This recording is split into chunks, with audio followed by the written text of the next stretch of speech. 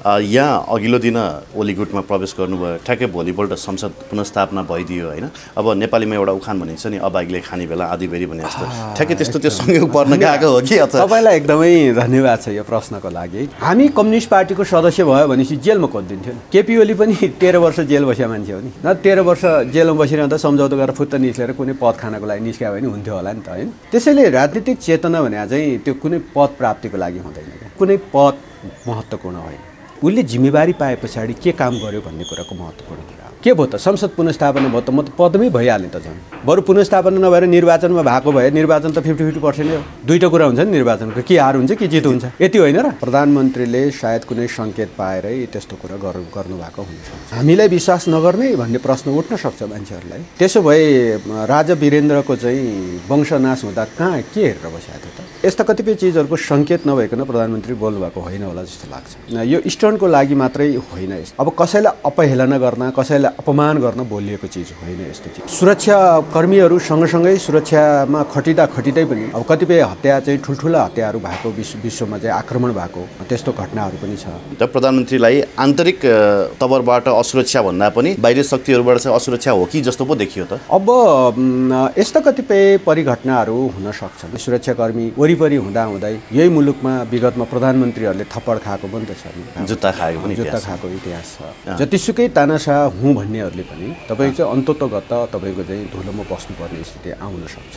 अब केपी ओली तानाशाह हो कि अथवा जनताको नेता हो कि जनताको प्रिय नेता हो कि यसको छिनोफानो इतिहासले गर्ला। मैले लिएको दृष्टिकोण र मैले लिएको चाहिँ पक्ष, यो पक्ष परास्त हुँदा त अहिले धुलोमा बस्न फेरि पनि तयार हुनु। अन्तिममा गर्ने चाहिँ राजनीतिक मुद्दाको छिनोफानो गर्ने अदालत भने चाहिँ जनअदालत हो। 2 वर्षपछि हुने इलेक्सन त हामी जाँचिन्छौँ। केपी ओलीले चालेको कदम सही रहेछ कि गलत रहेछ भन्ने कुरो त्यहाँ त जाँचिन्छौँ नि हामी। त्यति बेला जनताले केपी ओलीको पक्षमा बहुमत दिन थाल्यो भने अहिलेको कदमलाई के भन्छ? पार्लियामेन्टमै उहाँले चाहिँ आफ्ना के गर्नुपर्ने हो? तपाईँहरूले उठाएको जस्तो के आधारमा राजीनामा गर्नुपर्ने भए पनि त्यही पार्लियामेन्टमा हुन्छ, अथवा पार्लियामेन्ट फेस गर्नुपर्ने भयो भने त्यही पार्लियामेन्टमा हुन्छ। नेपाली काङ्ग्रेस अहिले भर्खरै झ्याप्पै एउटा त्यो नेकपाभित्रको विभाजनको एउटा पक्षलाई लिएर झ्याप्पै उभिने ठाउँमा म नेपाली काङ्ग्रेस देख्दिनँ। प्रधानमन्त्री संसदीय दलको नेता हुनुहुन्छ, उहाँलाई फेरिएको छैन। अब हामी फेर्यौँ फलानु बनायौँ भनेर कतै पार्टी प्यालेसमा बैठक बसेको त देखिन्छ, तर त्यसको पनि एउटा प्रोसिड्युरहरू छन्। त्यो प्रोसिड्युरमा उहाँहरू प्रवेश गर्नुभएको छैन र मुख्य सचेतक मार्फत संसदीय दलको नेताले व्हिप जारी गर्छ र त्यो व्हिपमा प्रधानमन्त्रीको पक्षमा आफ्नो दलको पक्षमा उभिनको लागि व्हिप जारी गर्छन्। त्यो व्हिपको पक्षमा सबै सांसदहरू उभिनुपर्ने हुन्छ र पार्लियामेन्ट्री डेमोक्रेसी भएको जुन मुलुक छ व्हिप उल्लङ्घन भयो भने त्यसपछि के हुन्छ भन्ने कुरा त सबै कानुनी व्यवस्था छ। कम्युनिस्ट पार्टी हिजो 6 सालमा दर्ता हुँदाखेरि के कतै दर्ता भएर जन्मिया थियो र? चिन्ह त अथवा कुनै चिन्ह पायो के अथवा नामै पनि तपाईँको आफ्नो सजिलोको लागि बनाएको न हो, तर पनि पार्टी त सिद्धिँदैन। हिजो मदन भण्डारीलाई त्रिशुलीमा खसाल्दा पनि कम्युनिस्ट पार्टी त्रिशुलीमा खसेन। मनमोहन अधिकारलाई हठात अविश्वास राखेर हटाउँदा पनि कम्युनिस्ट पार्टी हटेन। हिजो कुनै बेला माधव कुमार नेपाललाई नजरबन्द गरेर कम्युनिस्ट पार्टी नजरबन्द हुन्छ कि भनेर प्रयत्न गरे केही शक्तिहरूले, कम्युनिस्ट पार्टी सकेन। आज केपी ओलीलाई हटाउँछु सिद्ध्याउँछु भन्दा कम्युनिस्ट पार्टी सिद्धिन्छ। अनि कुन संवैधानिक अङ्गले के फैसला गर्यो अथवा कुन चिन्ह कता दियो, कुन नाम कता दियो, यसले म्याटर गर्दैन क्या। केपी ओलीको लागि सबै अप्सन ओपन छ। जेसुकै फैसला आए पनि केपी ओलीको अपर ह्यान्ड छ। केपी ओलीको लागि हर अप्सन ओपन छ र त्यो अप्सन फेरि अपर ह्यान्ड छ, तल थाप्नै पर्दैन केपी ओलीको लागि। यति कुरा प्रष्ट हो। पुनर्स्थापना भएर पनि केही फरक परेन। निर्वाचन भए भए त हामी वैशाख 17-27 मै देखाइहाल्थ्यौँ, किनभने के रहेछ जनमत भन्ने कुरा हामी त्यहीँ जाँच दिन्थ्यौँ। नेकपा माओवादी र नेकपा चाहिँ एमाले बिचको एकीकरणपछि 3 वर्षको बिचमा घुलमिल भए, एकीकरण भयो तलसम्म। त दुईटा मनोविज्ञान त अहिले पनि छ जस्तो भनौँ न। तपाईँको चाहिँ आज केपी ओलीतिर एउटा मनोविज्ञान छ, पूर्व एमाले मनोविज्ञान होइन, अथवा त्यसको लिगेसी छ। मदन भण्डारीले निर्माण गरेको जनताको बहुदलीय जनवाद छ, त्यो त हामीसँग नि छ भन्नु होला नि त माधव नेपाल अथवा झलनाथ खनालहरूले। उहाँहरू आदरणीय नेताहरू हुनुहुन्छ। कसरी त्यहाँ छ? किनभने त्यो चाहिँ जनयुद्धको जगमा जन्मिएको पार्टी, त्यसको अगुवा नेता प्रचण्ड र त्यो पार्टीभित्रको त्यो जब लिगेसी त बस्दैन। नेकपा एमालेको लिगेसी बस्दैन, त्यहाँ माओवादीकै लिगेसी बस्छ। राष्ट्रभित्र के गर्दाखेरि कम्फर्टेबल हुन्छ भन्ने भन्दा पनि राष्ट्रभित्र के गर्दाखेरि चाहिँ अर्कोलाई कम्फर्टेबल हुन्छ भन्ने सोच्ने कुरा त त्यो गलतै हो। संसद पुनर्स्थापना भयो, साथीहरूलाई खुसी लाग्यो, अबिर दल्नुभयो, लड्डु खानुभयो, त्यही लड्डु बोकेर झ्याप्पै बालुवाटारमा छिरेर अङ्कमाल गर्दै राम्रो भयो, जे भयो राम्रो भयो, पार्टी मिल्ने अवसर पाइयो, कानुनी रूपमा हामी विभाजन भएको छैन भनेर ती लड्डु बाँडाबाँड गरेर खुवाई गरे भए त्यसले सन्देशै राम्रो जान्थ्यो होला। तर हुत्तिएर उहाँहरू चाहिँ बुढानील कण्ठ पुग्नु भएछ। माथिको मन फटाइले तल तल मन फाटेका छ। हिजोको परिचितहरू आज अपरिचित जस्तो लाग्नुपर्ने, हिजोको अपरिचितहरू आज परिचित जस्तो लाग्नुपर्ने, यो विडम्बना त हामीले बेहोर्दैछौँ नि। अब हिजोसँगै बस्दा आहा क्या राम्रो बास्ना आउने फलानु भन्नुपर्ने, तर आज सँगै भेट्दाखेरि अलिअलि गनायो कि भनेर कता कता सामाजिक सञ्जालतिर हाल्नुपर्ने।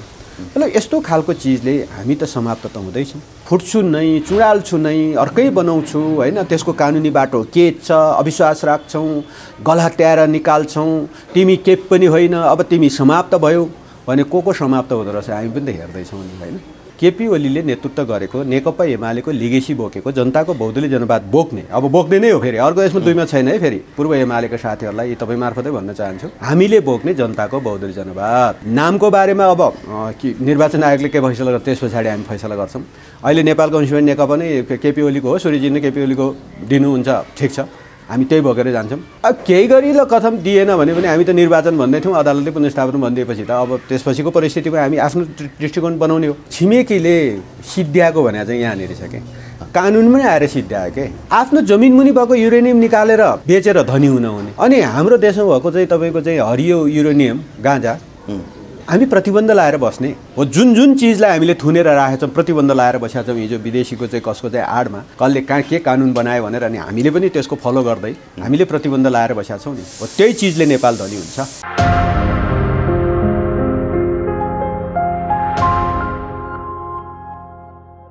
दर्शकबिन नमस्कार, PNB-खबर.com को यो विशेष श्रृङ्खलामा आज हामीसँग पूर्व मन्त्री तथा नेकपा ओली समूहका केन्द्रीय सदस्य तथा माननीय सांसद शेरबहादुर तामाङजी हाम्रो साथ हुनुहुन्छ। सर, यहाँलाई स्वागत छ। नमस्ते। आराम हुनुहुन्छ सर? ठिक छ। प्रसङ्ग म हिजोकै घटनाबाट सुरु गर्न चाहन्छु होइन। देशकै बहालवाला प्रधानमन्त्रीले मेरो ज्यानमाथि अथवा म माथि शारीरिक हमला हुनसक्छ भनेर अभिव्यक्ति दिनुभयो पोखरामा। यसले के दर्शाउँछ? अब प्रधानमन्त्री नै सुरक्षित नहुने देशमा हामी आम नागरिकहरू कति सुरक्षित छौँ होला भन्ने खालको प्रश्न सामाजिक सञ्जालमा उब्जिएको छ। म यहीँबाट सुरु गर्न चाहन्छु सर। अब यो घटना चाहिँ कस्तो चिज हो भने हिजो विगतमा पनि प्रधानमन्त्रीज्यूलाई रोस्टममै पार्लियामेन्टभित्र आक्रमण भएको छ। पार्लियामेन्ट मेम्बरबाटै आक्रमण भएको छ। पार्लियामेन्ट मेम्बरबाटै किन तपाईँको चाहिँ माइक भाँचेर तपाईँको चाहिँ माइकको चाहिँ उसबाट प्रहार गरेको छ नि। अब त्यहाँनिर सुरक्षाको हिसाबले जस्तो हाम्रो सुरक्षा अङ्गहरू त्यहाँ त बस्दैन, हानियो कुनै सुरक्षा अङ्गले गएर झ्याप्पै समाउनु त पुगेन। त्यहाँ त अर्को पार्लियामेन्ट मेम्बरले नै छेक्नु पर्यो। पार्लियामेन्ट भित्रै आक्रमण भएको पनि हाम्रो इतिहास छ। हजुर। अब यसलाई सामान्य ढङ्गले नबुझौँ हामीले, किनभने प्रधानमन्त्रीले सायद कुनै सङ्केत पाएरै त्यस्तो कुरा गर्नुभएको हुनसक्छ। अब हामीलाई विश्वास नगर्ने भन्ने प्रश्न उठ्न सक्छ मान्छेहरूलाई होइन। त्यसो भए राजा वीरेन्द्रको चाहिँ वंशनाश हुँदा कहाँ के हेरेर बसेको थियो त? विश्वास त गरेकै थियो त होइन। वंशनाशै हुने घटना घट्यो नि, के आइडेन्टिफाई भएन नि होइन। अब कसैले इन्दिरा गान्धीको प्रसङ्ग ल्याएको पनि मैले सुनेँ होइन। इन्दिरा गान्धीले नि यसै भन्ने गर्थ्यो भन्ने प्रसङ्ग पनि मैले सुनेँ। पूर्व सुरक्षा प्रमुख तपाईँको चाहिँ गुप्तचर प्रमुखले पनि त्यसो भनेको सुनेँ। त्यस भएपछि इन्दिरा गान्धीलाई हत्या हुँदाखेरि के हेरेर बसेको थियो त त्यहाँको सुरक्षा अङ्गलाई? इन्दिरा गान्धीको त हत्या भयो होइन। त्यसैले तपाईँको चाहिँ यस्ता कतिपय चिजहरूको सङ्केत नभइकन प्रधानमन्त्री बोल्नुभएको होइन होला जस्तो लाग्छ। यसलाई म के भन्न चाहन्छु भने यो इस्टर्नको लागि मात्रै होइन यस्ता कतिपय चिजहरू। त्यसैले हो हाम्रा सुरक्षा अङ्गहरूमाथि पूर्ण विश्वास छ हामीलाई। हजुर। र त्यस्ता कतिपय चिजहरू हुन सक्छन् राजनीतिक हिसाबले होइन, र कतिपय गैर राजनीतिक हिसाबले, र यस्तो कुरालाई संवेदनशील ढङ्गले नै हामीले बुझ्नुपर्ने हुन्छ। र अब कसैलाई अपहेलना गर्न, कसैलाई अपमान गर्न बोलिएको चिज होइन यस्तो चिजहरू। यसको गम्भीर्यता के हो भन्ने कुराको बारेमा अनुसन्धान गरेर त्यो अनुसारको चाहिँ सुरक्षा हुने कुरा नै प्रमुख कुरा हो। र हो नेपाल जस्तो देशमा तपाईँको चाहिँ पनि कतिपय घटनाहरू असुल्झेरै बसेको छ। र हाम्रो तपाईँको चाहिँ जुन सुरक्षाको हिसाबले सुरक्षाकर्मीहरू सँगसँगै सुरक्षामा खटिँदै पनि अब कतिपय हत्या चाहिँ ठुल्ठुला हत्याहरू भएको विश्वमा चाहिँ आक्रमण भएको त्यस्तो घटनाहरू पनि छ। त्यसैले अहिले मात्रै राजनीतिक हिसाबले जुन कोर्समा प्रधानमन्त्रीजी हुनुहुन्छ त्यसो हुँदा सुरक्षा थ्रेडको हिसाबले कतिपय अब अनुभव महसुस गरेको हुनसक्छ। त्यो महसुसीकरणलाई उहाँले व्यक्त गर्नुभएको हुनसक्छ। यद्यपि आम रूपमा यस्तो चिजलाई आफैभित्र अथवा एउटा चाहिँ गम्भीर ढङ्गले इन्टरनली छलफल गर्दा हुन्थ्यो भन्ने कुरा हो। त्यसलाई बाहिर भन्ने भन्दा पनि इन्टरनली छलफल गर्दा हुन्थ्यो भन्ने कुरा हो र यसलाई धेरै अब बढाइ चढाइ भन्दा पनि यसका चाहिँ निराकरणको कुरा प्रमुख कुरा हो। जस्तो हिजो मात्रै यहाँले दिनुभएको अभिव्यक्ति हेर्दाखेरि सिङ्गो देश प्रधानमन्त्री ओलीको पक्षमा छ भनेर यहाँले अभिव्यक्ति दिनुभएको छ। अब यो प्रधानमन्त्रीको अभिव्यक्ति र यहाँको अभिव्यक्ति कम्पेयर गर्ने हो भने त प्रधानमन्त्रीलाई आन्तरिक तवरबाट असुरक्षा भन्दा पनि बाहिरी शक्तिहरूबाट चाहिँ असुरक्षा हो कि जस्तो पो देखियो त। अब यस्ता कतिपय परिघटनाहरू हुन सक्छन्। तपाईँको चाहिँ अहिले नै हामीले यो निष्कर्षमा त नपुगौँ, किनभने नेपालको आन्तरिक मामिलामा अब बाहिरबाट हस्तक्षेपै गरेर अन्यथा घटनातर्फ त जान्छन् जस्तो मलाई लाग्दैन हैन। अब यो आफ्नो आन्तरिक मामिला हो। त्यसो भए त नेपाल भन्ने राष्ट्रै वास्तवमा हैन अब माथि नै प्रश्न उठ्छ। त्यसैले यो राष्ट्रको बचावटको लागि यहाँको राष्ट्रवादी शक्तिहरूले हैन एकजुट भएर सामना गर्नुपर्ने दिन त आउन सक्छ। तर यद्यपि तपाईँको चाहिँ अरू कतिपय भौतिक आक्रमणसँग जोडिएर भन्दा पनि राजनीतिक आक्रमण र राजनीतिक हिसाबले गरिने बरव्यवहारसँग जोडेर उहाँले आफ्नो अभिव्यक्तिहरू आएको भन्ने मैले ठान्छु हैन। राजनीतिक हिसाबले कहिलेकाहीँ आक्रमण हुनसक्छ र कहिलेकाहीँ एकदमै सुरक्षा घेराभित्र पनि अब केही फरक पर्दैन। नेपालको चाहिँ परिवेशमा हाम्रो सुरक्षा घेरा त छ, तर यद्यपि पनि तपाईँको चाहिँ राजनीतिक रूपमा कतिपय मान्छेलाई सुरक्षा थ्रेडको कुरा तपाईँको चाहिँ हुँदाहुँदै सुरक्षाकर्मी वरिपरि हुँदाहुँदै यही मुलुकमा विगतमा प्रधानमन्त्रीहरूले थप्पड खाएको पनि त छ नि हैन। प्रधानमन्त्री थप्पड खाएको जुत्ता खाएको इतिहास छ हैन। त्यसैले यसलाई के भन्ने, त्यसैले यस्ता परिघटनाहरू घट्न सक्छन्। यस्ता धेरै ठुलो थ्रेडको रूपमा त म त लाग्दैन, तर यस्ता कतिपय परिघटनाहरू कतिपय मान्छेलाई रिसै उठ्यो ठ्याक्कै नजिकै पुगिहालौँ अनि अलिकति दिइहालौँ भन्ने जस्तो त्यस्तो चिजहरूमा पनि ख्याल विचार चाहिँ गर्नैपर्ने हुन्छ। यस्तो चाहिँ यस्तो कतिपय स्टन्ट गर्ने चाहनेहरूले हैन योजना बनाएर गऱ्यो भने हाम्रा एकदम सुरक्षाकर्मीहरूकै सुरक्षा अङ्गकै अगाडि यस्ता कतिपय शान्तिपूर्ण घटनाहरू घट्न सक्छ। ओके, केही समय अगाडि संसद विघटन पश्चात यहाँसँग साक्षात्कार गर्ने मौका पाएको थिएँ। यहाँले जनताको कसीमा परे पश्चात ठुला ठुला तानाशाहहरू पनि धुलो चाट्नको लागि बाध्य भएका छन् भन्नुभएको थियो र हामी अहिले धुलोमै छौँ, धुलोमै बसिरहने छौँ भनेर मसँग अभिव्यक्ति दिनुभएको थियो। अहिले चाहिँ धुलोमा बसिरहन गाह्रो भएर चाहिँ गुट परिवर्तन गर्नुभएको हो। मेरो त्यो भनाइसँग पूर्ण सहमत। म अहिले पनि त्यो भनाइसँग म तयारी नै छु। मेरो त्यो भनाइ फेरि पनि म त्यो भनाइसँगै छु। किन हो नि त, जतिसुकै तानाशाह हुँ भन्नेहरूले पनि तपाईँ चाहिँ अन्ततोगत तपाईँको चाहिँ धुलोमा बस्नुपर्ने स्थिति आउन सक्छ र भलै केपी ओली तानाशाह भयो कि भएन यसको डिबेट अर्कोमा जाउँला हैन। यसको डिबेट पनि होला। अब केपी ओली तानाशाह हो कि अथवा जनताको नेता हो कि जनताको प्रिय नेता हो कि यसको छिनोफानो इतिहासले गर्ला कुनै दिन। अब तानाशाहको हिसाबले केपी ओली आएको हो हैन भन्ने कुराको इतिहासले त्यो पनि मूल्याङ्कन गर्ला। तर यद्यपि तपाईँको चाहिँ हो नि यो यही हो। किनभने म अहिले पनि भन्छु कि कतिपय भनौँ न सिंहासनमा बसेका मान्छेहरू तपाईँको चाहिँ झरेको स्थिति छ र यो हुन्छ पनि परिघटना राजनीतिक परिघटनाहरूमा हुन्छ नै। त्यसैले अहिले पनि म के भन्न चाहन्छु भने हो मैले लिएको दृष्टिकोण र मैले लिएको चाहिँ पक्ष यो पक्ष परास्त हुँदा त अहिले धुलोमा बस्न फेरि पनि तयार हो। किनभने तपाईँको चाहिँ धुलोमै बसेर जनताको बिचमै बसेर जनताको काम गरेर बस्नलाई हामीलाई कसैले छेड्दैन। त्यसैले यो मेरो आफ्नो भनाइ हिजो पनि पूर्ववत रूपमा जे छ आज पनि त्यही अवस्थामा छ। त्यो बेलामा चाहिँ यहाँले केपी ओलीको कदमलाई अलिकति प्रतिगामी जस्तो देख्नु भएको थियो। अब अहिले चाहिँ होइन केपी ओली ठिक रहेछन् भनेर यता फर्किनु भयो होइन। खासमा केही कुरा बुझेर फर्किनु भयो कि अथवा केही कुरा मिलेर फर्किनु भयो? अब राजनीतिमा सबै कुरा बुझेरै काम गरिन्छ। आफ्नो बुझाइ त्योसँग नमिलिकन त त्यहाँ अट्नै सक्दैन, टिक्नै सक्दैन। यो प्रष्ट कुरा हो।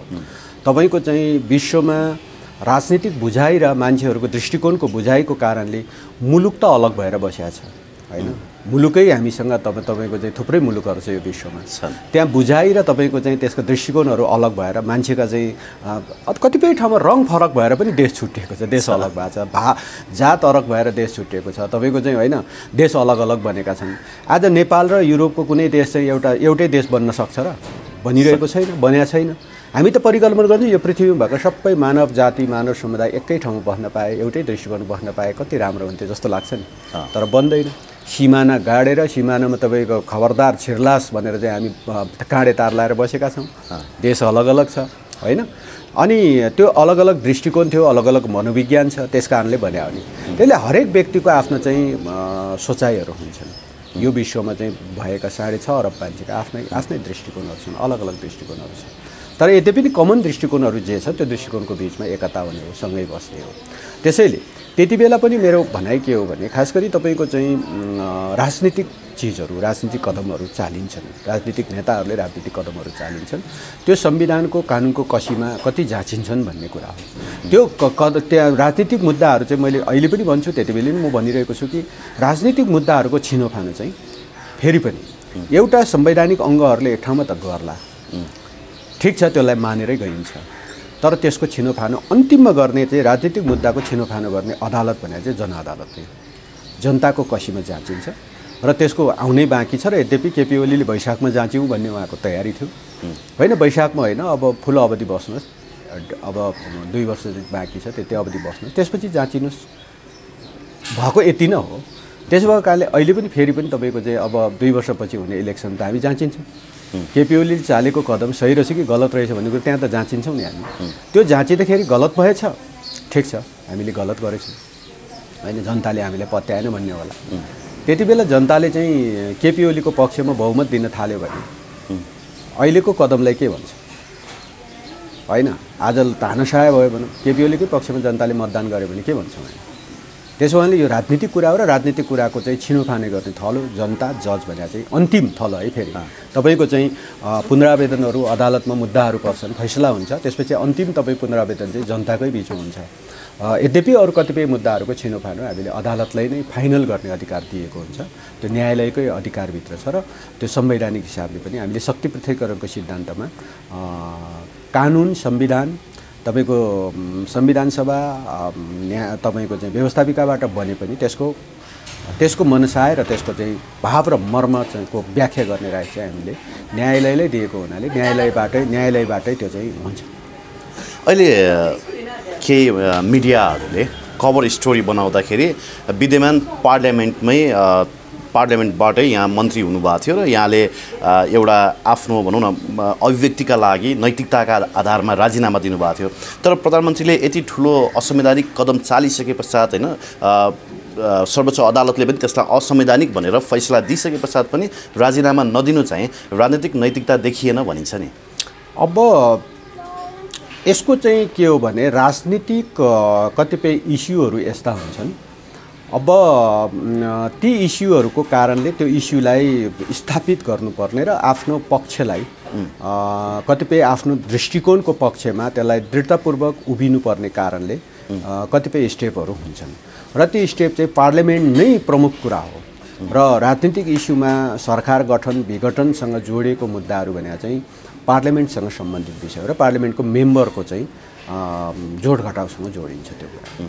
त्यसैले प्रधानमन्त्रीज्यूले आफ्नो पार्टीको निर्देशनको आधारमा, आफ्नो पार्टीको चाहिँ कमिटीको बैठकको निर्देशनको आधारमा अहिले तपाईँले राजीनामा गर्ने होइन, तपाईँले पार्लियामेन्ट फेस गर्नुपर्छ भन्ने दृष्टिकोणलाई उहाँलाई चाहिँ त्यहाँ अगाडि बढाएपछि लाग्छ उहाँले चाहिँ जुन पार्लियामेन्टै सार्वभौम सत्ता सम्पन्न नेपाली जनताको थलो भएको हुनाले त्यो थलोमै बसेर मैले आफ्नो भनाइहरू, आफ्नो अभिव्यक्तिहरू त्यहीँ राख्छु भन्नुभएको छ। त्यस भएको हुनाले पार्लियामेन्टमै उहाँले चाहिँ आफ्ना के गर्नुपर्ने हो होइन। अब तपाईँहरूले उठाएको जस्तो के आधारमा राजीनामा गर्नुपर्ने भए पनि त्यही पार्लियामेन्टमा हुन्छ, अथवा पार्लियामेन्ट फेस गर्नुपर्ने भए पनि त्यही पार्लियामेन्टमा हुन्छ। र जनताको थलोमा जनताको प्रतिनिधिमूलक संस्था, सार्वभौम संस्था पार्लियामेन्ट हो र त्यो पार्लियामेन्टभित्र बसेर उहाँले आफ्नो कुरा, उहाँ पनि पार्लियामेन्ट मेम्बरै हो, त्यसैले आफ्नो कुरा मैले त्यहाँ राख्न पाउँछु र राख्छु भनेर भन्दाखेरि कुनै अन्यथा ढङ्गले हामीले बुझ्नु मिल्दैन। पार्लियामेन्टमा आफ्नो अभिव्यक्ति राख्नको लागि मात्रै उहाँले संसद फेस गर्छु भन्नुभयो हो? होइन, आफ्नो अभिव्यक्ति राख्नु होला अथवा त्यहाँको फेस गर्नु होला, पार्लियामेन्टको के जोडघटाउ आउँछन् ती सबै कुराहरूमा उहाँले चाहिँ आफ्नो दृष्टिकोण, आफ्नो धारणा राख्नुहुन्छ र त्यस पछाडि के गर्ने भन्ने कुराको चाहिँ छिनोफानो त्यही हुन्छ। नेपाली काङ्ग्रेसले केपी ओलीलाई साथ दिने कतिको देख्नुहुन्छ यहाँले? अब यस्तो छ, म नेपाली काङ्ग्रेस चाहिँ अहिले केपी ओली वा केपी ओलीसँग अलग हुन खोजिरहेको प्रचण्ड माधव समूहलाई नेपाली काङ्ग्रेस अहिले भर्खरै झ्याप्पै एउटा त्यो नेकपाभित्रको विभाजनको एउटा पक्षलाई लिएर झ्याप्पै उभिने ठाउँमा म नेपाली काङ्ग्रेस देख्दिनँ। किनभने ऊ पुरानो एउटा डेमोक्रेटिक पार्टी हो र उसको एउटा संस्कार छ, संस्कृति छ।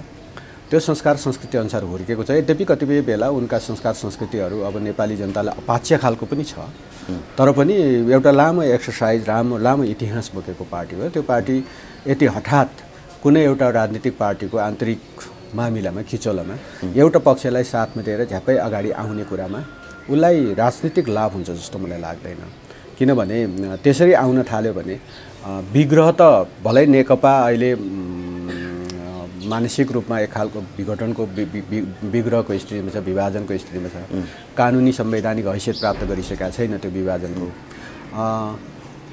नेपाली काङ्ग्रेसभित्र पनि केही समस्या छैन र समस्या त छ राजनीतिक दलहरूभित्र। अनि एउटा राजनीतिक दलले अर्को राजनीतिक दलको विग्रहमा अथवा विभाजनमा साथ दिन थाल्यो भने होइन, त्यसो अनि उसभित्र हुने समस्यामा पनि अर्को राजनीतिक दल प्रवेश गर्न थाल्यो भने त्यसले त भयावह स्थिति ल्याउँछ। त्यस्तो स्थिति नहुनको लागि पनि म नेपाली काङ्ग्रेस अहिले कुनै एउटा पक्षलाई झ्याप्पै अगालेर अगाडि बढ्ने जस्तो देखिँदैन र ऊ केही समय पर्खेर हेरेको स्थितिमा देखिन्छ। र अझ अगाडि बढेर भन्दाखेरि उहाँले प्रचण्ड, माधव कुमार नेपालहरू चाहिँ प्रधानमन्त्रीको लागि तपाईँ तयार हुनु पर्यो भनेर उहाँ निवासमै गएर भेट्दाखेरि पनि त उहाँले त्यो एकदमै नेपाली काङ्ग्रेसले आफ्नो समर्थन ठिक छ हामी समर्थन गर्छौँ त भनेन होइन।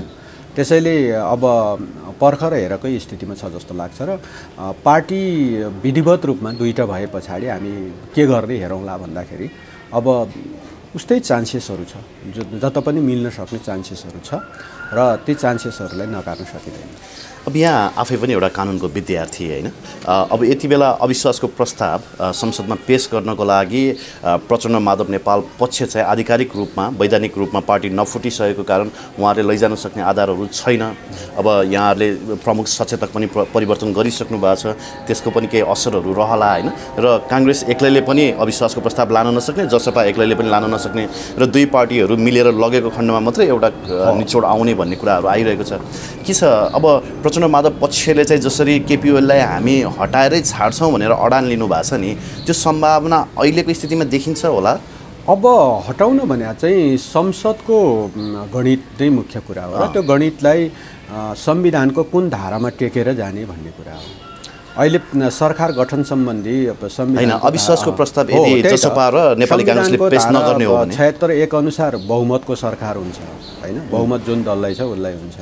अहिले केपी ओली 174 सांसदको चाहिँ संसदीय दलको नेता हो, किनभने त्यो 174 भित्र समस्या छ र त्यो भित्र विभाजनको स्थिति देखिन्छ, मनोविज्ञानको विभाजन देखिन्छ, तर तपाईँको चाहिँ मनको विभाजन हो। त्यो विभाजनले कानुनी हैसियत प्राप्त गरिसकेका छैन। त्यसमा कारणले अहिले कानुनी रूपमा त पार्लियामेन्टमा आज 23 गते संसद आह्वान गरेको छ। 23 गतेको संसदमा त प्रधानमन्त्री 174 संसदीय दलको नेताको हैसियतले चाहिँ त्यहाँ प्रतिनिधित्व गर्नुहुन्छ उहाँले होइन, त्यसको दलको नेताको हैसियतले। किनभने विधिवत रूपमा कानुनी रूपमा त्यो दल विभाजन त भइसकेका छैन। त्यसैले अब प्रधानमन्त्री संसदीय दलको नेता हुनुहुन्छ, उहाँलाई फेरिएको छैन। अब हामी फेर्यौँ फलानु बनायौँ भनेर कतै पार्टी प्यालेसमा बैठक बसेको त देखिन्छ होइन। तर त्यसको पनि एउटा प्रोसिड्युरहरू छन्, त्यो प्रोसिड्युरमा उहाँहरू प्रवेश गर्नु भएको छैन। त्यसैले अहिले पनि वैधानिक रूपमा प्रधानमन्त्री 174 सांसदको चाहिँ संसदीय दलको नेता हो र उहाँले त्यसकै हैसियतमा प्रधानमन्त्री हुनुहुन्छ। पार्लियामेन्टमा 23 गते पनि उहाँ चाहिँ 174 सांसदको संसदीय दलको नेता हुनुहुन्छ। त्यो नेताको हैसियतले उहाँले चाहिँ अब कानुनी रूपमै त्यो हैसियत प्राप्त गर्छ र उहाँले मुख्य सचेतक बनाउनु भएको छ, फेरिदिनु भएको छ र मुख्य सचेतक मार्फत संसदीय दलको नेताले व्हिप जारी गर्छ र त्यो व्हिपमा प्रधानमन्त्रीको पक्षमा, आफ्नो दलको पक्षमा उभिनको लागि व्हिप जारी गर्छन्। त्यो व्हिपको पक्षमा सबै सांसदहरू उभिनुपर्ने हुन्छ र पार्लियामेन्ट्री डेमोक्रेसी भएको जुन जुन मुलुक छ व्हिप उल्लङ्घन भयो भने त्यसपछि के हुन्छ भन्ने कुरा त सबै कानुनी व्यवस्था छ, त्यो कानुनी व्यवस्था अनुसारै अगाडि बढ्छ। त्यसमा कारबाही गर्न मिल्ने व्यवस्था छ? त्यही मैले भने कानुनी व्यवस्थाहरू छन्, त्यसका चाहिँ उल्लङ्घनकर्तालाई के गर्ने भन्ने कुराको सबै कानुनी व्यवस्था। अब यो त एक किसिमको ट्र्यापमा पारिएन र प्रचण्ड माधव पक्षलाई, किनभने अब ट्र्याप भन्नै मिलेन, किनभने हामी हो उहाँहरूलाई त्यसैले त भनेका छौँ तपाईँहरू 174 भित्र अलगै दल बनाउँछु भन्नुभयो भने त ठिकै छ त हैन, अलग कार्यक्रम गरिराख्नु भएको छ, अलग ढङ्गले चाहिँ हिँडिराख्नु भएको छ, गाली गलोचमै हुनुहुन्छ। यद्यपि गाली गलोच दुवै तर्फबाट भइरहेको छ, यो एकदमै नराम्रो कुरा हो यो हैन, यो दुवै तर्फबाट भइरहेको छ। त्यही मनोविज्ञानहरू फाटिएको छ, मनहरू फाटिएका छन्, तर अब कानुनी रूपमा फाटि नसकेको कारणले कानुनी रूपमा फाटिनको लागि प्रोसिड्युरहरू के हुन् त्यो प्रोसिड्युरमा प्रवेश गरेको, त्यो प्रोसिड्युरमा प्रवेश नगर्ने, अनि त्यस पछाडि बाहिर फलानु हट्नु पर्यो, यस्तो हट्नु पर्यो अथवा राजीनामा दिनु पर्यो जस्ता कुराहरूले अर्थ राख्दैन र पार्लियामेन्टभित्रै तपाईँको चाहिँ र त्यसको प्रोसिड्युरभित्रैबाट त्यसको सबै छिनोफानो हुन्छ। अब एकातिर हल्ला के चल्छ भने आफ्नै किचनको मानिस प्रमुख निर्वाचन आयुक्तले प्रधानमन्त्रीको कुरा सुन्न छोडे भन्ने पनि हल्ला चल्छ, यद्यपि त्यसको आधिकारिक ठाउँमा होला। अर्को कुरा चाहिँ प्रचण्ड माधव नेपालले हिजो भनिसक्नु भयो सूर्य चिन्ह हामीले पाइसक्यौँ, घोषणा हुन मात्रै बाँकी छ भन्नुभयो, यसको सम्भावना कति रहन्छ? अब यो चाहिँ के कुरा हो भने तपाईँको चाहिँ जे छ संविधान कानुनमा गरेको हो, हामी सबै कुरा बेहोर्न तयार, हामी सबै कुराको बारेमा अप्सन ओपन गरेर बसेका छौँ हैन। अब कसैले के पायो कि पाएन अथवा मैले त के भन्ने गरेको छु भने पार्टीहरू विगतमा पञ्चायत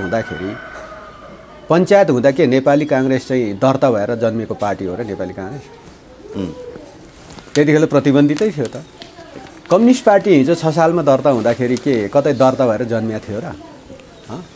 चिन्ह त अथवा कुनै चिन्ह पायो के अथवा नामै पनि तपाईँको आफ्नो सजिलोको लागि बनाएको न हो होइन, सजिलोको लागि बनाएको नामहरू, तर पनि पार्टी त सिद्धिँदैन। त्यसैले मैले भन्ने गरेको छु, हिजो मदन भण्डारीलाई त्रिशुलीमा खसाल्दा पनि कम्युनिस्ट पार्टी त्रिशुलीमा खसेन, मनमोहन अधिकारलाई हठात अविश्वास राखेर हटाउँदा पनि कम्युनिस्ट पार्टी हटेन हैन।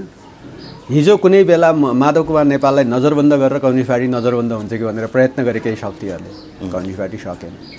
आज केपी ओलीलाई हटाउँछु सिद्ध्याउँछु भन्दा कम्युनिस्ट पार्टी सिद्धिन्छ, किनभने यो पार्टी त जनताले कार्यकर्ताले निर्माण गरेको पार्टी हो र लाखौँ यसको समर्थक छन्। आज केपी ओली जिन्दाबाद भनेर लाखौँ नेपाली जनता उत्रिरहेका छन्। अनि कुन संवैधानिक अङ्गले के फैसला गर्यो अथवा कुन चिन्ह कता दियो, कुन नाम कता दियो, यसले म्याटर गर्दैन क्या। त्यसो भएको हुनाले म त के देख्छु भने फरक परेन, केही फरक परेन। अब किन प्रधानमन्त्रीको प्रभावमा पर्नु पर्यो, किन उहाँहरूले चाहिँ अरू प्रचण्ड कमरेडहरूले दिएको धम्कीमा पर्नु पर्यो र हैन। जे छ फैसला गरिदेऊ, हामी त वेलकमै गर्छौँ त हैन, हामी रेडी छौँ हर हिसाबले। केपी ओलीले मैले त्यही भएर भन्ने गरेको छु, केपी ओलीको लागि सबै अप्सन ओपन छ, जेसुकै फैसला आए पनि केपी ओलीको अपर ह्यान्ड छ। हिजो मान्छेले भने नि संसद मतलब पुनर्स्थापना गर्दाखेरि केपी ओली सिद्धियो भन्ने लागेको थियो होला नि कतिपय मान्छेले, झन् बलियो भएर आइरहेछ, कसरी सिद्धिन्छ हैन। जनताको समर्थन भएसम्म सिद्धिँदैन हैन, सिद्धिँदैन। अब लागेको थियो होला मान्छेहरूलाई चाहिँ अब चाहिँ फेरि निर्वाचन आएको एउटा फैसला आएपछि झन् सिद्धिन्छ भन्ने लाग्छ होला, हेरिराख्नु होला, झन् सशक्त भएर आउँछ निर्वाचन आएको फैसला पश्चात। कुनै पनि जुनसुकै फैसला आए पनि, जस्तो यहाँले पनि सार्वजनिक अभिव्यक्तिमा पूर्व एमालेहरू चाहिँ एकजुट हौँ हैन, साथीहरू पनि फिर्ता आउनुहोस् भनेर आह्वान पनि गर्नुभयो। अब त्यो दर्ता भएको पूर्व एमाले नै चाहिँ यता तपाईँहरूको पछिल्लो मैले अब यही हुन्छ म अहिले भन्दिनँ, तर केपी ओलीको लागि हर अप्सन ओपन छ र त्यो अप्सन फेरि अपर ह्यान्ड छ, तल थाप्नै पर्दैन केपी ओलीको लागि, यति कुरा प्रष्ट हो। त्यस भएको कारणले अब त्यो एउटा मनोविज्ञान हो राजनीतिको, हेर्नुहोस् त्यो राजनीतिको मनोविज्ञानलाई सङ्गठित र सङ्ग्रहित गर्ने कुरामा हामी लाग्छौँ र त्यो प्रबल सम्भावना छ र त्यो सम्भावनाको बिचमा हामी उभिएको कारणले हामीलाई केही फरक पर्दैन। पुनर्स्थापना भएर पनि केही फरक परेन, निर्वाचन भए त हामी वैशाख 17-27मै देखाइहाल्थ्यौँ, किनभने के रहेछ जनमत भन्ने कुरा हामी त्यहीँ जाँच दिन्थ्यौँ हैन। त्यसैले तपाईँको चाहिँ निर्वाचन भए त नभए के फरक पर्यो त केपी ओलीलाई। देशव्यापी चाहिँ आफ्नो चाहिँ पुरानो सङ्गठन मजबुत गर्ने, त्यसलाई मर्मत सम्भार गर्ने, कार्यकर्तालाई चाहिँ फेरि सङ्गठित गर्ने जस्ताको तस्तै थियो त। हिजो नेकपा माओवादी र नेकपा चाहिँ एमाले बिचको एकीकरणपछि 3 वर्षको बिचमा घुलमिल भए एकीकरण भयो तलसम्म हुनै सक्यो हुनै सकेन नि त। दुईवटा मनोविज्ञान त अहिले पनि छ जस्तो भनौँ न तपाईँको चाहिँ आज केपी ओलीतिर एउटा मनोविज्ञान छ पूर्व एमाले मनोविज्ञान होइन अथवा त्यसको लिगेसी छ मदन भण्डारीले निर्माण गरेको जनताको बहुदलीय जनवाद छ त्यो त हामीसँग नि छ भन्नु होला नि त माधव नेपाल अथवा झलनाथ खनालहरूले उहाँहरू आदरणीय नेताहरू हुनुहुन्छ कसरी त्यहाँ छ किनभने त्यो चाहिँ जनयुद्धको जगमा जन्मिएको पार्टी त्यसको अगुवा नेता प्रचण्ड र त्यो पार्टीभित्रको त्यो जब लिगेसी त बस्दैन नेकपा एमालेको लिगेसी बस्दैन त्यहाँ माओवादीकै लिगेसी बस्छ नाम बलै जेसुकै राखौँला नेपाल कम्युनिस्ट नेकपा भन्ने उहाँहरूले नै प्राप्त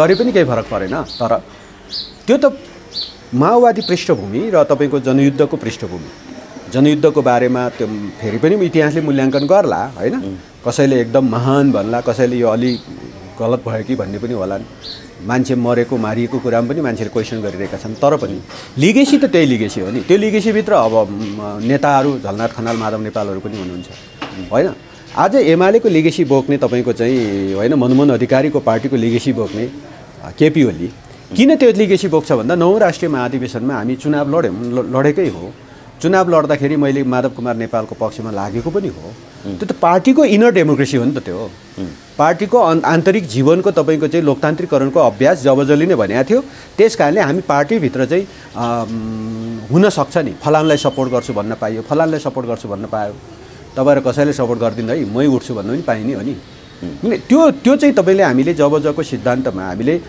पार्टीभित्रको आन्तरिक डेमोक्रेसीलाई सुदृढीकरण गर्ने कुरालाई समेत त्यहाँ स्थापित गरेका छौँ होइन लोकतान्त्रिकरणको सिद्धान्तलाई हामीले स्वीकार गरेका छौँ त्यही सिद्धान्त मुताबिक हामी महाधिवेशन हुन्थ्यो तपाईँ त्यहाँ हार जित हुन्थ्यो चुनाव लड्थ्यो कोही हार्थे कोही जित्थे तर महाधिवेशनको फैसला के हो त भन्दा महाधिवेशनको फैसला त केपी ओली अध्यक्ष हो नि त भलै मैले भोट हालिनँ होला तर महाधिवेशनको फैसला त केपी ओली अध्यक्ष हो नि त होइन त्यसपछि त त्यो लिगेसी केपी ओलीले बोक्छ हिजो माधव कुमार नेपाल चाहिँ 15 वर्ष तपाईँको चाहिँ नेकपा एमालेको महासचिव भइरहँदाखेरि हो त्यति बेला उहाँ नै फर्स्ट मेन हो उहाँले नै त्यो लिगेसीको नेतृत्व गर्नुहुन्थ्यो झलनाथ खनाल पार्टी अध्यक्ष 8औं महाधिवेशन पार्टी अध्यक्ष भइरहँदा उहाँ नै त्यसको अगुवा हो उहाँ नै नेता हो नेकपा एमालेको नेता उहाँ नै हुनुहुन्थ्यो त्यसैले त्यो लिगेसीको नेतृत्व उहाँले गर्नुभयो र त्यो श्रृङ्खलाबद्ध तरिकाले आउँदाखेरि आज पूर्व एमालेको अथवा एमालेको दृष्टिकोण यो मुलुकको चाहिँ शान्तिपूर्ण तरिकाबाटै परिवर्तन सम्भव छ भन्ने दृष्टिकोण होइन त्यस पछाडि तपाईँको चाहिँ मूलत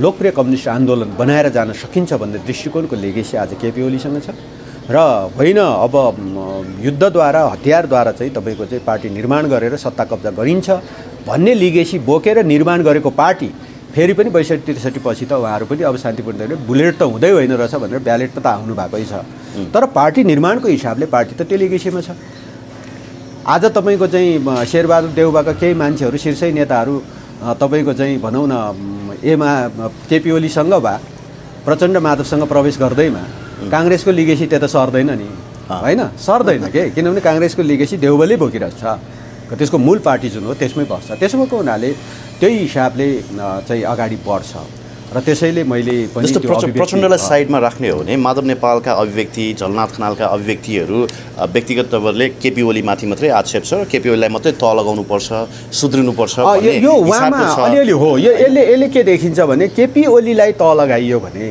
हामी पूर्व एमालेहरू एक ठाउँमा बस्न सकिन्छ होला भन्ने उहाँहरूको भित्र कता रहेको भावना हो त्यो अहिले त्यही देखिन्छ दुवै पक्षबाट केही फरक परेन नि त्यसैले मैले के भन्ने गरेको छु भने उहाँहरू मेरा आदरणीय नेता हुन् किनभने कुनै जङ्गसरमा एकदमै हामी नजिक रहेर अब सघाएको नेताहरू पनि हो माया गर्नु भन्छ उहाँहरूले होइन त्यसैले अब हामी त के भनिरहेका छौँ भने आउनुहोस् न नेताहरू बस्नुहोस् एक ठाउँमा अनि केपी ओलीले त आह्वानै गरिराख्नु भएको छ सार्वजनिक रूपमा आउनुहोस् भनिराख्नै भएको छ केपी ओलीले डाकेका पार्टी अध्यक्ष त उहाँ नै हो नि उहाँले डाकेका बैठकहरूमा आउनु पर्यो उहाँले डाकेको संसदीय दलको बैठकमा आउनु पर्यो त्यो प्रोसिड्युरमा भाग लिनुपर्ने असहमतिको कुरा चाहिँ त्यहीँ राख्नु पर्यो मतान्तर गरेर केपी ओलीलाई हटाउनु पर्यो भन्यो भने त्यहीँ गर्नु पर्यो नि त सबै कुरा त्यो आधिकारिक ठाउँमा उपस्थित हुनु पर्यो नि त्यसैले आधिकारिक ठाउँमा उपस्थित नभइकन बाहिर बसिरहने र अभिव्यक्ति दिइरहने कुराले कता भित्र चाहिँ हामी केपी ओलीलाई मात्र हटाउन पाए त फेरि हामी पूर्व जति चाहिँ एक ठाउँमा हुन सक्छौँ र हामीले नेतृत्व गर्न सक्छौँ मैले कता सुने केही अभिव्यक्तिहरू पनि सुने अब माधव कुमार नेपाललाई अगाडि बढाएर प्राइम मिनिस्टर बनाएर जान पनि सकिन्छ कि भन्ने केही साथीहरूको अभिव्यक्तिहरू त्यो पनि मैले सुने त्यसै हो भने पनि त आउनु नि त बालोटारमा बस्नुहोस् छलफल गर्नुहोस् होइन तपाईँको चाहिँ केपी ओलीसँग बसेर छलफल गर्नुहोस्। पार्टी निर्णय गर्नुहुन्छ, नेताहरू मिलेर चाहिँ सहमति निर्णय गर्नुहुन्छ, हामीलाई त जिन्दाबादै छ त होइन, हामीलाई जिन्दाबादै छ। तर त्यहाँ नआउने अनि बाहिर बाहिर भन्दै हिँड्ने कुराले चाहिँ यो झन् फाट्ने कुरा हुन्छ। फाट्नेतर्फ नजाउँ भन्ने कुरा त हामी सबै कार्यकर्ताले भनिरहेकै छौँ। यो शीर्षस्थ नेताहरू बीचको व्यक्तिगत झगडाले तपाईँ जस्तो नेता कार्यकर्ता र समग्र देशवासीलाई पनि अप्ठ्यारो पर्यो। कम्युनिस्ट आन्दोलनको मतमा विभाजन भएको छ होइन, अब कार्यकर्ता पनि विभाजनै भएको छ, नेता नेतृत्व पनि विभाजित अवस्थामा छ, मनोविज्ञानहरू विभाजित छ। त्यसैले तपाईँको चाहिँ कतिपय कुराहरू अब दृष्टिकोणसँग सम्बन्धित विषय हो, तर दृष्टिकोणलाई कतिपय बेला व्यक्तिगत झगडालाई अनि दृष्टिकोणसँग जोड्ने स्थिति बन्दो रहेछ। होइन हामी व्यक्तिगत होइन, हाम्रो दृष्टिकोणै हो भन्ने कुरा पनि हुँदो रहेछ। दृष्टिकोणै हो भने पनि तपाईँको चाहिँ ठिकै हो नि त। मैले जुन हिजो पूर्व एमाले र पूर्व माओवादीको चाहिँ जुन ढङ्गले विकास भएर आयो त्यो दृष्टिकोणहरूको बिचमा ध्रुवीकरण त अब अवश्यम्भावी छ, अवश्यम्भावी छ र त्यो हुने नै हो। अब किनभने अब फेरि त्यसैले त भने पुनर्स्थापनापछि केपी ओली समाप्त हुन्छ भनेर देखिरहेका साथीहरू पुनर्स्थापनाले केपी ओलीलाई अर्को फेरि प्लस गरिदियो। के प्लस गरिदियो भने उहाँलाई त्यो हिजोको पूर्व पार्टीहरू चाहिँ पूर्व आफ्नो चाहिँ होइन पार्टीका चाहिँ लिगेसीलाई सङ्गठित गर्ने अवसर पायो र यति छिटो ध्रुवीकरण भइरहेछ कि देशव्यापी रूपमा नसोचेको तपाईँको चाहिँ ध्रुवीकरण त्यो चाहिँ के हो। मैले फेरि पनि भन्छु, त्यसो भए त अलिअलि मान्छे केपी ओलीसँग पनि हिजो पूर्व माओवादीतर्फका साथीहरू छन् अथवा पूर्व एमालेतर्फ ठुल्ठुलै नेताहरू चाहिँ यहाँ प्रचण्डसँग छन् होइन। त्यसो भए चाहिँ त्यो किन त्यस्तो भन्ने होला नि त होइन। त्यसैले अलिअलि त त्यस्तो हुन्छ, केही प्रतिशतको चाहिँ त्यस्तो हुन्छ, त्यस्तो सम्भावना हुन्छ। तर यद्यपि त्यसले म्याटर गर्दैन। मूल प्रश्न चाहिँ तपाईँको चाहिँ हिजो हामीले निर्माण गरेको एउटा चाहिँ मनोविज्ञान, एउटा दर्शन, एउटा भावना, त्यो भावनाको बिचको चाहिँ ध्रुवीकरण अब अवश्यम्भावी छ, त्यो हुन्छ। र मूलतः हिजो जनयुद्ध भइरहँदाखेरिका कतिपय चाहिँ डिफेक्टहरू र कतिपय त्यसबाट सिर्जित समस्याहरूबाट प्रताडितहरू पुनः तपाईँको चाहिँ त्यसै पार्टीमा रहिरहेका विगतमा त्यही पार्टीबाट विकास भएका मान्छेहरू भए पनि तपाईँको चाहिँ फेरि पनि त्यो केपी ओलीले नेतृत्व गरेको पार्टीमा सर्ने स्थिति बनिरहेको छ। र यो देशव्यापी यो चाहिँ केपी ओलीलाई पुनर्स्थापनाले सङ्गठन निर्माणको हिसाबले र पार्टी मनोविज्ञानलाई सङ्गठित गर्ने हिसाबले केपी ओलीलाई यसले एकदमै ठुलो फाइदा पुर्याएको छ। अब घर झगडा भए पश्चात छिमेकीले खेल्ने ठाउँ अवश्य मिल्छ भनेर यहाँले नै हामीसँग भन्नुभएको थियो होइन। यो बेलामा कन्स्पिरेसीकै रूपमा भए पनि के कुराहरू आएको छ भने अहिलेसम्मै भएका राष्ट्रघातहरूभन्दा पनि ठुला राष्ट्रघातका श्रृङ्खलाहरू हुने सम्भावना छ होइन। बाहिरी शक्तिहरूको चलखेलहरू निकै बढेको छ भनिन्छ। एमसिसी लगायत अन्य प्रोजेक्टहरूमा पनि आँखा गाडिरहेको छ, किनभने राजनीतिक सङ्क्रमणकालीन स्थितिमै यस्ता राष्ट्रघातहरू धेरै हुन्छन् भनिन्छ नि। यहाँलाई के लाग्छ? अब त्यही सधैँभरि घर झगडा भइरह्यो भने छिमेकीले यसो टाउको निकालेर कति झगडा गर्छ हो तिमीहरू भन्छन् भन्ने नै हो। र अहिले नेपालको सन्दर्भमा अलिअलि त्यस्तो भएको हुनसक्छ। कम्फर्टेबल सरकारको पनि कुरा आयो त्यो चाहिँ वास्तवमा गलतै हो। त्यो त्यतिको नेतृत्वले तपाईँको चाहिँ आफ्नो मुलुकको लागि आफ्नो मुलुकको नेता नै हो, मुलुककै नेता हो, यो मुलुकको नेता हो होइन। यो मुलुकको नेताले तपाईँको चाहिँ जसरी आज प्रधानमन्त्रीको अभिव्यक्तिप्रति मान्छेले क्वेसन गर्छन् त्यसै गरी उहाँको अभिव्यक्ति उहाँ पनि त मुलुकको पूर्व प्रधानमन्त्री भइसक्नु भएको, एउटा दलको नेतृत्व गर्छु भनिराख्नु भएको छ, म छुट्टै दल बनाउँछु भनिराख्नु भएको छ। मुलुकको नेतै हो नि त। हिजो 10 वर्ष जनयुद्धको त्यो सफल असफल आफ्नो ठाउँमा मूल्याङ्कन होला, तर तपाईँको चाहिँ नेतृत्व गर्नुभएको थियो। उहाँ नेतृत्वको हिसाबले त्यो त्यति बेलाको त्यो जुन युद्धको कालको अवस्था छ उहाँ त त्यो सफलै युद्धको सफलै व्यक्तित्व मान्नुपर्छ। त्यतिको व्यक्तिले राष्ट्रको पक्षमा राष्ट्रभित्र के गर्दाखेरि कम्फर्टेबल हुन्छ भन्ने भन्दा पनि राष्ट्रभित्र के गर्दाखेरि चाहिँ अर्कोलाई कम्फर्टेबल हुन्छ भन्ने सोच्ने कुरा त त्यो गलतै हो। त्यसैले तपाईँको चाहिँ हो विदेशीले अलिअलि अब यसो आँखा लगाएको हुनसक्छ, तर यद्यपि यो कुरा प्रधान कुरा चाहिँ होइन। प्रधान कुरा आफ्नै भित्र आफू देशभित्र के गर्छौँ भन्ने कुरा प्रधान कुरा हो होइन। त नेकपाको एउटा पार्टीको घर झगडाले गर्दा सिङ्गो देशलाई अप्ठ्यारोमा पारियो होइन। यहाँ अहिले संवैधानिक सङ्कटहरू सिर्जना भए, एकतर्फी विश्लेषकहरू त देशलाई खाल्डोमा हालियो पनि भनिन्छ होइन। अझै पनि नेकपा एक भएर अगाडि बढ्न सक्ने केही उपायहरू छन् कि छैनन्? जस्तो त्यो विषयमा त वामदेव गौतमहरू पनि लागिराख्ने चिनिया राजदूत पनि लाग्नु भएको छ। कानुनी हिसाबले जोड घटाउ गरेर सङ्ख्या जोडेर त्यस पछाडि विभाजन जस्तो भनौँ न, दाजुभाइ बिच घरमा मिल्दैन, अंशभङ्गा हुन्छ, कित्ता काट हुन्छ, कित्ता काट के जग्गाको कित्ता काट हुन्छ घरको किता काट हुन्छ, इन्च नापेर हुन्छ नि, इन्ची नापेर किता काट हुन्छ होइन। नाम अलग अलग भइसक्छ, अलग अलग नाममा त्यो चढिसक्छ। त्यस्तो भइसके पछाडि चाहिँ मिल्न गाह्रो हुन्छ। तर पहिला झगडा भयो, किता काट केही भएको छैन, मिलेरै बसौँ भन्यो भने कति सजिलो छ। त्यसैले अहिले कुनै किता काट भइसक्यो, कानुनी प्रक्रियामा हामी गएका छैन, कुनै कानुनी हैसियत प्राप्त गरेका छैन। त्यसैले मैले त पटक पटक भन्ने गरेको छु, संसद पुनर्स्थापना भयो, साथीहरूलाई खुसी लाग्यो, अबिर दल्नुभयो, लड्डु खानुभयो, त्यही लड्डु बोकेर झ्याप्पै बालुवाटारमा छिरेर अङ्कमाल गर्दै राम्रो भयो, जे भयो राम्रो भयो, पार्टी मिल्ने अवसर पाइयो, कानुनी रूपमा हामी विभाजन भएको छैन भनेर ती लड्डु बाँडाबाँड गरेर खुवाई गरे भए त्यसले सन्देशै राम्रो जान्थ्यो होला। तर हुत्तिएर उहाँहरू चाहिँ बुढा नीलकण्ठ पुग्नु भएछ, भएको त यही हो नि। त्यसैले त्यस्तो गर्नु, त्यस्तो मतलब मन मात्र फाटेको छ भने फाटेको मन मिलाउनु त के गाह्रो भयो। केही हदसम्म त केपी ओलीले पनि आत्मआलोचना गर्नुपर्छ होला नि। त्यो पनि त ठिकै छ त आफ्नो ठाउँमा, किनभने आफ्नो भागको हैसियत, आफूले गरेको कमजोरीको चाहिँ हैसियत, त्यो भाग अनुसारको आत्मआलोचना त उहाँले पनि गर्नु होला नि त।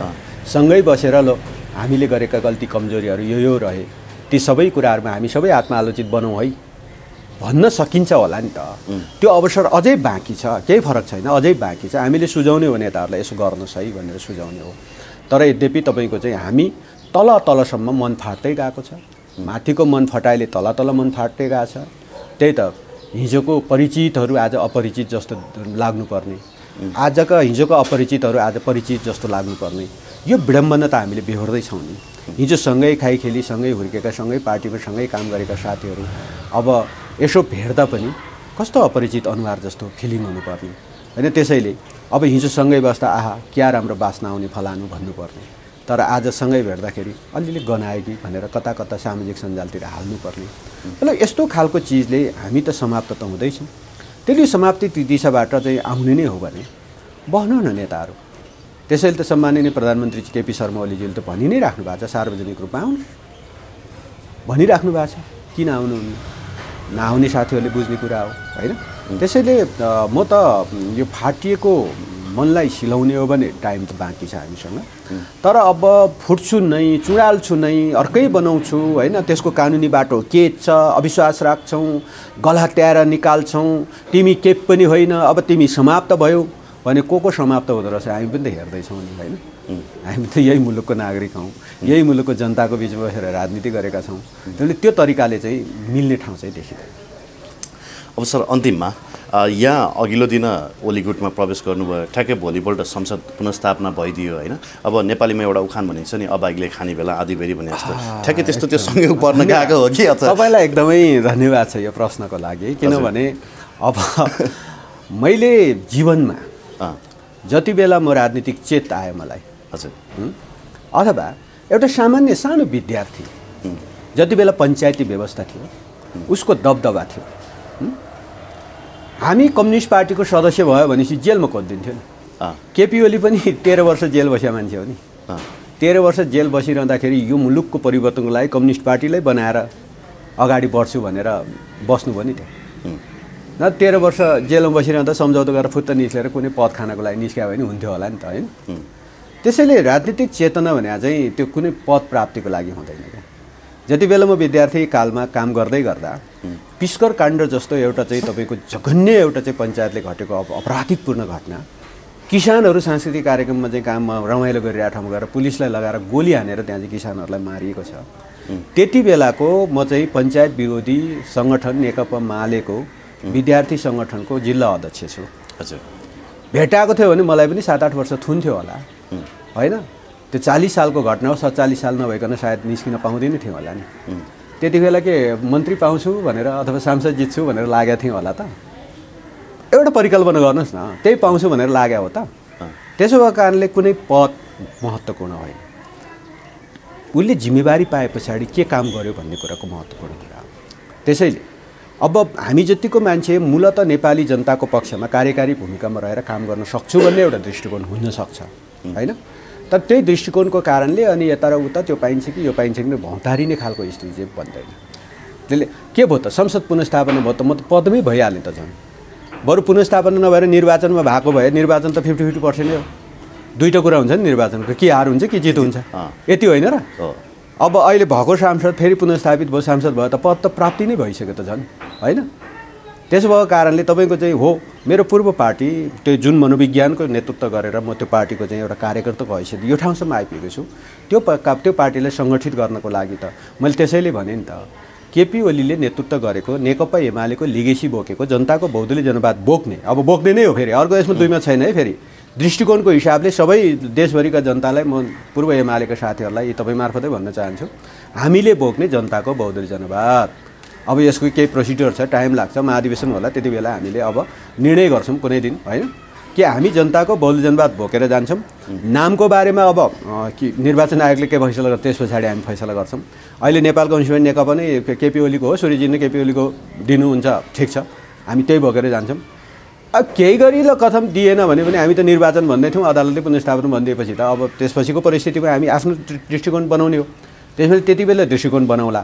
हामी प्रष्ट छौँ, हरेक हिसाबले प्रष्ट छौँ र त्यसैले कुनै पद प्राप्तिभन्दा पनि यो दृष्टिकोण र यो जबजको दृष्टिकोण बोकेर अथवा पूर्व एमाले लिगेसीलाई चाहिँ सङ्गठित गरेर अगाडि बढ्नको लागि कुनै पद चाहिँदैन। मैले त्यसैले केपी ओलीले नेतृत्व गरेको पार्टीमा काम गर्नको लागि म तल धुलोमा बसेर काम गर्न तयार छु। एउटा प्रश्न जोडिहालेँ मैले, यहाँले अस्ति सार्वजनिक अभिव्यक्ति दिँदाखेरि अब यहाँ पूर्व कानुन मन्त्री पनि अहिले कानुनको विद्यार्थी पनि, होइन, यहाँले के भन्नुभयो भने गाँजा खेती, कस्तुरी को पालन, होइन, रक्तचन्दनको खेती र लोकल रक्सीको कुरा गर्नुभयो। जति अहिलेको कानुनले त्यसलाई बन्देज लगाएको छ त्यसले मात्रै देशलाई समृद्ध बनाउन सक्छ भन्ने जस्तो कुरा गर्नुभयो, त्यो जायज थियो?